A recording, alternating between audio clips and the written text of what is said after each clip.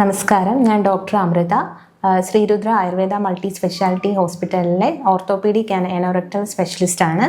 ഇന്ന് നമ്മൾ ഡിസ്കസ് ചെയ്യാൻ പോകുന്നത് പൈലോണിഡൽ സൈനസിനെ പറ്റിയാണ്.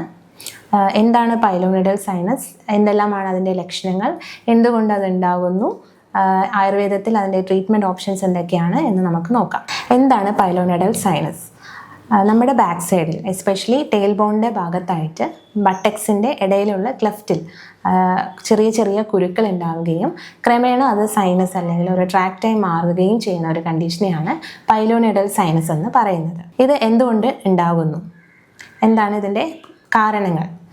ഇത് കോമൺ ആയിട്ടും ചെറുപ്പക്കാരിൽ, എസ്പെഷ്യലി പുരുഷന്മാരിലാണ് കൂടുതലായിട്ടും കാണപ്പെടുന്നത്. വേർപ്പ് അധികം ഉള്ളവരിൽ, അല്ലെങ്കിൽ അമിത വണ്ണമുള്ളവർ, അധിക നേരം ഇരുന്ന് ജോലി ചെയ്യുന്നവർ, അല്ലെങ്കിൽ ഡ്രൈവേഴ്സ്, ബോഡി ഹെയർസ് തിക്കായിട്ടുള്ളവർ, ഇവരിലൊക്കെയാണ് ഇത് കൂടുതലായിട്ടും കാണപ്പെടുന്നത്. ഇതിൻ്റെ പ്രധാന കാരണം എന്ന് പറയുന്നത് ആ ഭാഗത്തുണ്ടാകുന്ന, അതായത് ടെയിൽ ബോണിൻ്റെ, അതായത് നമ്മുടെ നട്ടെല്ലിൻ്റെ ഏറ്റവും അവസാന ഭാഗത്ത് ഉണ്ടാകുന്ന രോമ വളർച്ചയാണ്. തുടർച്ചയായിട്ടുള്ള ഫ്രിക്ഷൻ അല്ലെങ്കിൽ പ്രഷർ അല്ലെങ്കിൽ വിയർപ്പ്, ഇതൊക്കെ കാരണം അവിടെയുള്ള ചെറിയ രോമങ്ങൾ അല്ലെങ്കിൽ ഡെഡ് ടിഷ്യൂസ് നമ്മുടെ സ്കിന്നിൽ പെനിട്രേറ്റ് ചെയ്യുകയും അത് പിന്നീട് അവിടെ ഇരുന്ന് ഇൻഫെക്ഷൻ ഉണ്ടാക്കി ഒരു സൈനസ് ആയിട്ട് മാറുകയാണ് ചെയ്യുന്നത്. എന്തെല്ലാമാണ് പൈലോണിഡൽ സൈനസിൻ്റെ ലക്ഷണങ്ങൾ? ഏറ്റവും കോമണായി പറയുന്ന ഒരു കംപ്ലയിൻ്റ് ആണ് ടെയിൽ ബോണിൻ്റെ ഭാഗത്തുണ്ടാകുന്ന വേദന. എസ്പെഷ്യലി അധിക നേരം ഇരിക്കുമ്പോൾ ആ ഭാഗത്ത് വേദന അനുഭവപ്പെടുന്നു. രണ്ടാമതായി പറയുന്നതാണ് ആ ഭാഗത്ത് തന്നെ ഉണ്ടാകുന്ന വീക്കം അല്ലെങ്കിൽ ഒരു ആക്സിസ് ഫോർമേഷൻ. ചെറിയ ചെറിയ കുരുക്കളായി ഉണ്ടാവുകയും അതിൽ നിന്ന് പസ് ഡിസ്ചാർജ് അല്ലെങ്കിൽ ബ്ലഡ് കലർന്ന പസ് ഡിസ്ചാർജ് ഉണ്ടാവുകയും ചെയ്യുന്നു.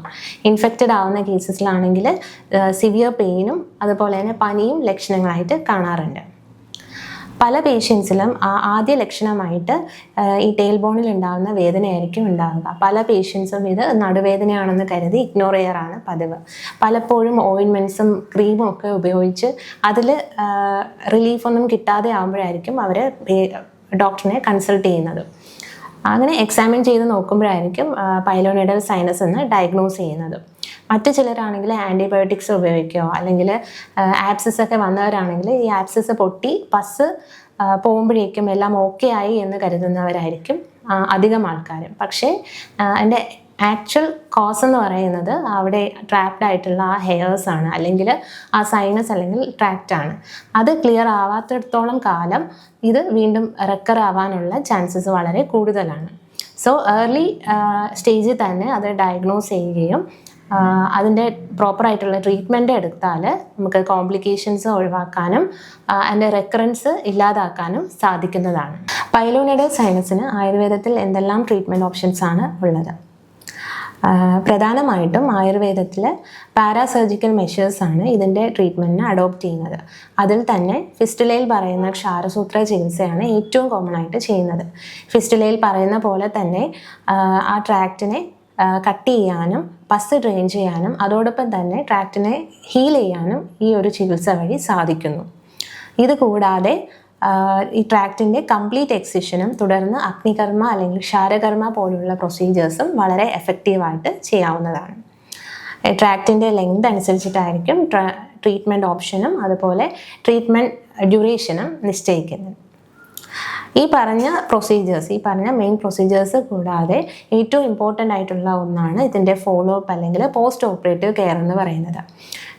വെറും പെയിന് മാറ്റുന്നതിലല്ല, പെയിനോ അല്ലെങ്കിൽ പസ് ഡിസ്ചാർജോ മാറ്റുന്നതിലല്ല, ഈ ട്രാക്റ്റിനെ കംപ്ലീറ്റ് ആയിട്ടും മാറ്റുന്നതിലാണ് ആ കേസ് സക്സസ് ആവുക എന്ന് പറയുന്നത്.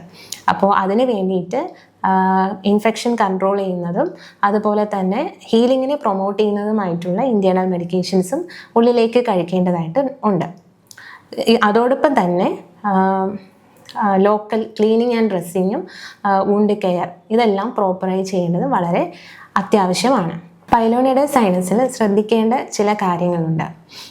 പ്രധാനമായിട്ടും ആ പറഞ്ഞ ഏരിയ, അതായത് ടെയിൽ ബോണിൻ്റെ ഭാഗത്ത് ആ ഏരിയ എപ്പോഴും ക്ലീൻ ആയിട്ടും ഡ്രൈ ആയിട്ടും സൂക്ഷിക്കേണ്ടതുണ്ട്. അധികമായി വേർക്കുന്നവരാണെങ്കിൽ അവിടെ വേർപ്പ് തങ്ങി നിൽക്കാതെ നോക്കുക, അധികം വേർക്കാതെ നോക്കുക, പ്രോപ്പർ ഹൈജീൻ മെയിൻറ്റെയിൻ ചെയ്യുക. ഒരുപാട് ബോഡി ഹെയർസ് ഒക്കെ ഉള്ളവരാണെങ്കിൽ കൃത്യമായ ഇടവേളകളിൽ ആ ഭാഗത്ത് ഷേവ് ചെയ്ത് ഹെയർ റിമൂവ് ചെയ്യേണ്ടത് അത്യാവശ്യമാണ്.